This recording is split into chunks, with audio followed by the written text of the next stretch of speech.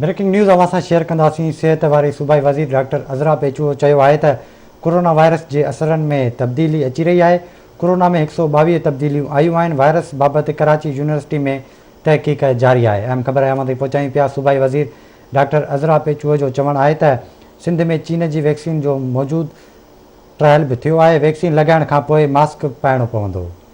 अहम ख़बर आहे मूंखे अपडेट कंदा हलूं त सिहत वारी सूबाई वज़ीर डॉक्टर अज़रा पेचूअ चयो आहे त कोरोना वायरस जे असरनि में सियासी तब्दीली अची रही आहे। कोरोना में 122 तब्दीलियूं आयूं आहिनि। वायरस बाबति कराची यूनिवर्सिटी में तहक़ीक़ जारी आहे। वैक्सीन 4 सालनि खां पोइ असराइती हूंदी या न कुझु नथो चई सघिजे।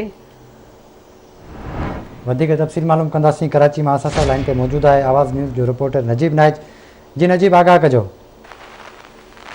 जी बिल्कुल, सेहत खाते जी सूबाई वज़ीर अज़रा पेचूअ प्रेस कॉन्फ्रेंस कई आहे। हुन प्रेस कॉन्फ्रेंस में चयो आहे त वफ़ाक़ी सरकार कोरोना जे हवाले सां जेका वैक्सीन जी ख़रीदारी आहे उन मामले ते जेको आहे मुसलसल सुस्ती इख्तियार करे रही आहे, जंहिंजे करे ख़ासि तौर सूबाई जी जेके सूबाई हुकूमतूं आहिनि उन्हनि खे जेको आहे नुक़सानु, उनजो जेको हेल्थ वारो निज़ाम आहे उन्हनि खे नुक़सानु पहुची रहियो आहे। हुन चयो त असां चाहियूं था त फौरी तौर इहा वैक्सीन फ़राहम कई वञे त जीअं असां कोरोना वैक्सीन ख़ासि तौर पहिरीं मरहले में उन्हनि डॉक्टरनि खे ऐं उन स्टाफ खे जेको आहे फ़राहम कयूं जेके कोरोना जे हवाले सां कमु कनि पिया। हुन मुतालबो कयो त वफ़ाक़ी सरकार या त फौरी तौर वैक्सीन जे हवाले सां उनजी ख़रीद करण जे हवाले सां ऐलान करे या सूबनि खे इहो इख्तियार ॾिए त सूबा पाण जेको आहे वैक्सीन ख़रीद कनि। हुन चयो त असांखे चाइना पारां चयो वियो आहे त जेकॾहिं फेडरल गवर्नमेंट जेको आहे पाकिस्तान जी फेडरल गवर्नमेंट असांखे लिखंदी त असां फौरी तौर जेको आहे वैक्सीन फ़राहम कंदासीं। उन खां अलावा